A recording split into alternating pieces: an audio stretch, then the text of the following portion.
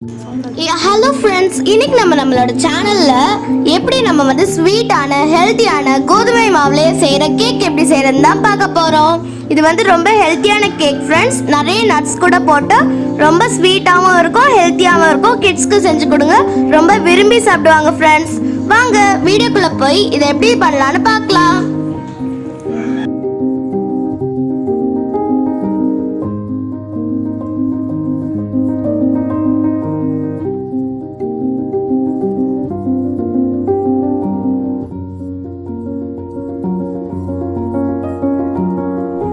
நம்ம கேக் செய்யறதுக்கு கடையை ப்ரீ ஹீட் பண்ணிக்கணும். அதாவது முன்னாடியே சூட் பண்ணிக்கணும். ஒரு 10 மினிட்ஸ்க்கு நம்ம சூட் பண்ணிக்கணும்.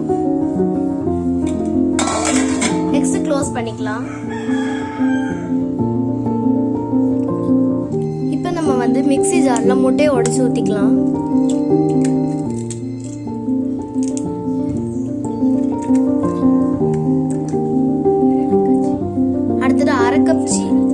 அரை கப் சக்கரை எடுத்துக்கிறேன்.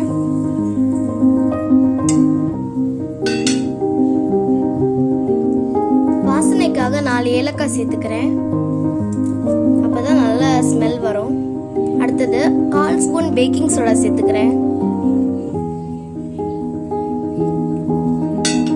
இப்போ இதை நம்ம நல்லா அரைச்சு எடுத்துக்கலாம். இது கூடவே 1/4 கப் வாசனை இல்லாத ரீஃபைண்ட் ஆயில் சேர்த்துக்கலாம். இனி இது நம்ம நல்லா அரைச்சு எடுத்துக்கலாம் ஃப்ரெண்ட்ஸ். ஓகே ஃப்ரெண்ட்ஸ், இப்போ நம்ம இதை நல்லா அரைச்சு எடுத்தாச்சு. பாத்தீங்களா, இந்த கன்சிஸ்டன்சி வரணும்.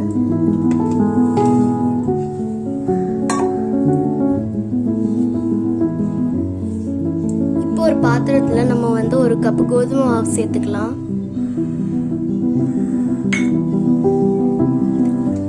இது கூடவே நம்ம அரைச்சு வச்ச இந்த பேஸ்ட்டை சேர்த்துக்கலாம்.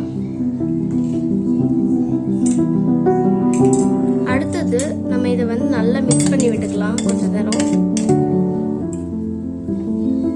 நல்லா மிக்ஸ் பண்ணி விட்டுக்கணும். கேக்குக்கு ஒரே பொசிஷன்ல தான் நம்ம மிக்ஸ் பண்ணணும், இல்லைன்னா கேக் நல்லா வராது.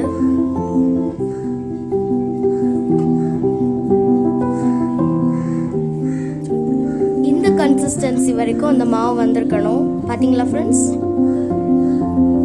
இந்த மாதிரி வந்ததுக்கு அப்புறமாட்டு நம்ம ஒரு பாத்திரம் எடுத்துக்கலாம். அந்த பாத்திரத்துல கொஞ்சோண்டு நம்ம எண்ணெய் தடவிக்கலாம்.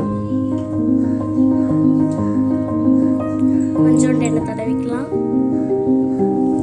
நெக்ஸ்ட் இது மேல நம்ம அப்படியே இது நல்லா எண்ணெய் தடவினதுக்கு அப்புறமாட்டு இது மேல நம்ம கோதுமை மாவை தூவி விட்டுக்கலாம்.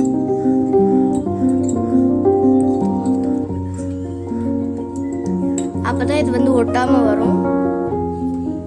இப்ப கொஞ்சோண்டு கோதுமை மாவு தூவி விட்டுக்கலாம்.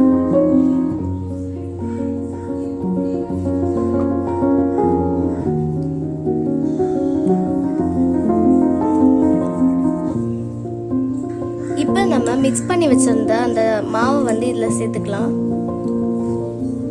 மெதுவா சேர்த்துக்கோங்க.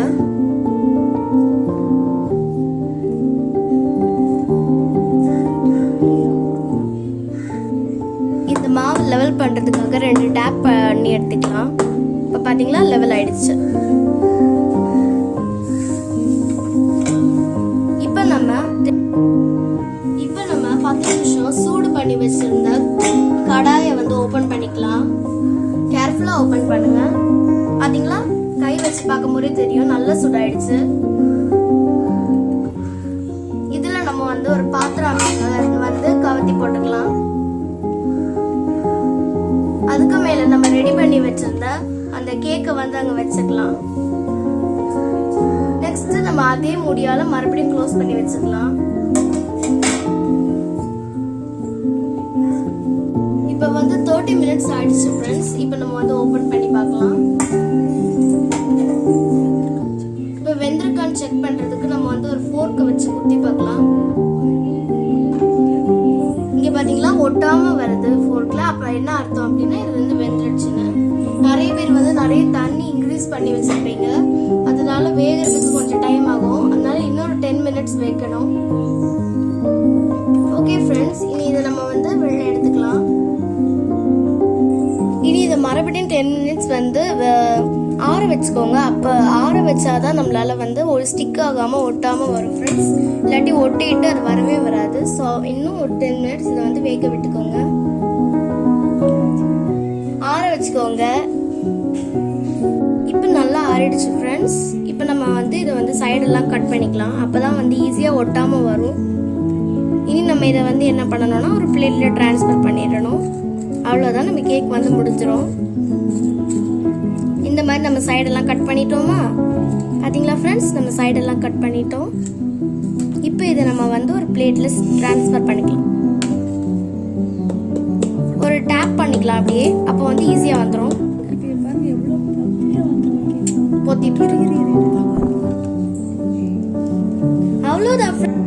அவ்வளோதான் ஃப்ரெண்ட்ஸ், நம்மளுடைய நல்ல க்யூட்டான பஃபியான ஸ்வீட்டான கேக் ரெடி ஆயிடுச்சு. இனி என்ன ஃப்ரெண்ட்ஸ், இது நம்ம கட் பண்ணி சாப்பிட்டா போதும். பார்த்தீங்களா ஃப்ரெண்ட்ஸ், கேக் வந்து கட் பண்ணுறதுக்கும் ரொம்ப நல்லா இருக்கும். டேஸ்டியான கேக் ரெடி ஆயிடுச்சு ஃப்ரெண்ட்ஸ். மெதுவாக கட் பண்ணி எடுத்துக்கோங்க.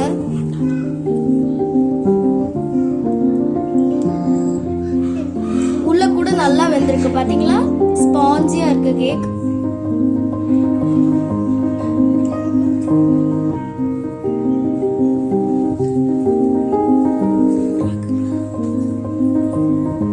இந்த வீடியோ பிடிச்சிருந்துச்சுன்னா மறக்காம சப்ஸ்கிரைப் பண்ணிடுங்க.